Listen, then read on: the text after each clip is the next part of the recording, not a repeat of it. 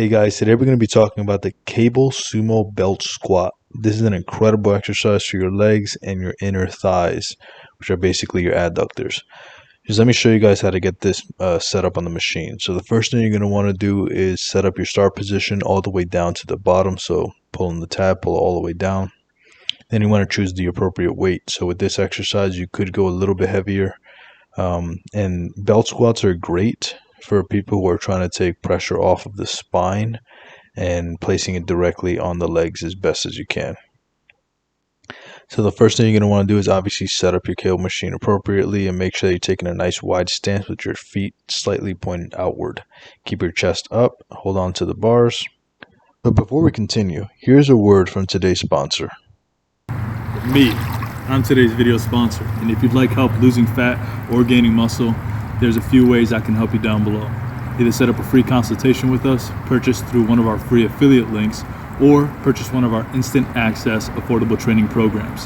Can't wait to be of service to you. Now let's get back to the rest of the video. And the next thing you want to make sure you're doing is making sure that you're keeping your core tight and your chest up with your chin tucked. So let's break it down step by step, working from the bottom going up. Nice wide stance, toes slightly pointed out, and make sure your knees track over your toes. That's very important.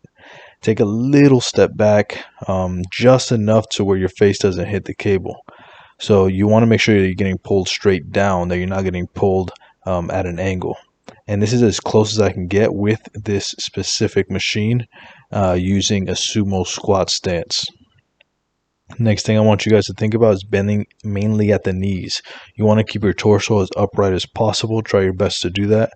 Try not to lean over too much. And next thing I want you to do, keep your core tight. Make sure that your chest is up. Hang on to those bars. Make sure they're using a nice smooth tempo. Don't use a bunch of momentum to use the weight, obviously. And make sure that you're controlling the weight on the way up and down.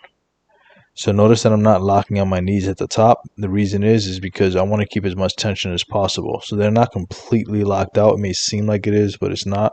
Meaning I'm not standing all the way up, but I am making sure that I'm going all the way down. So you want to go as low as possible. So if you can break parallel, even better. If not, that's okay. Just try to go as low as you can every single time you do this exercise. Also, try not to use those handbars too much. Don't pull your arms up. Don't use your arms a bunch. Just use it to stabilize yourself and keep your body upright. That's the main thing. Now, a couple things that I want you guys to avoid. These are the mistakes that I want you guys to avoid. First one is not using full range of motion. You're missing out on so many muscle fibers. It's ridiculous. Go all the way down. Also, come all the don't come up all the way, but come up as high as you can before locking.